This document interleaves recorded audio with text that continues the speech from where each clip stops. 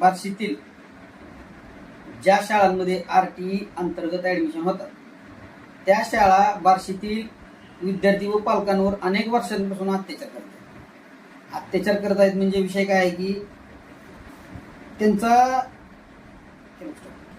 महाराष्ट्र शासनाचे राजपत्र कलम 12च्या पोट कलम 1च्या खंडगनुसार RTE मधील विद्यार्थ्यांना कोणत्याच सुखसुविधा दिल्या जात नाही. बार्शीत कोणत्याच सुखसुविधा दिल्या जात नाहीत.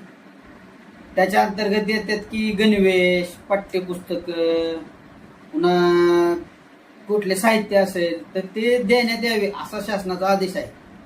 आणि हे सर्व देताना ते शासन जे पैसे त्यांना देतं त्याच्या अंतर्भूत आहे. तरी पण बार्शीतील शाळा ह्याची दखल घेत नाही. असा माझ्याकडे, मी असं हे सांगत नाही, माझ्याकडे असा लेखी आदेश आहे.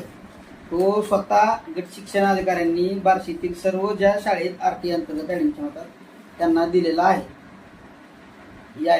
त्या अर्ज दिला त्यांनी दिला. तरी बार्शीतील शाळा ह्या अर्जाला सरासर 13 टोपले जातात. ही बार्शीतला गट शिक्षण अधिकारी हे बार्शीतील नगरपालिकेच्या शिक्षण अधिकाऱ्यांचा देखील अर्ज आहे. मी त्यांच्याकडे देखील तक्रार केली होती. तरी अद्यापही आज शाळा चालू होऊन कमीत कमी 10 दिवस झाले तरी कोणत्याही शाळेने त्याची दखल घेतली नाही. उलट विद्यार्थ्यांना, बाकीच्या विद्यार्थ्यांसमोर पाठ्यपुस्तकं नाहीत म्हणून बाहेर काढेन किंवा वर्गाच्या बाहेर बसवलं जाईल, पाठ्यपुस्तक असली तर या, असे बाकीच्या विद्यार्थ्यांसमोर RTEच्या विद्यार्थ्यांना थोडक्यात दुजाभावाची वागणूक देतात बार्शीतील शाळा. मी माझ्या पल्ल्यासह उपोषणात बसणार आहे. का?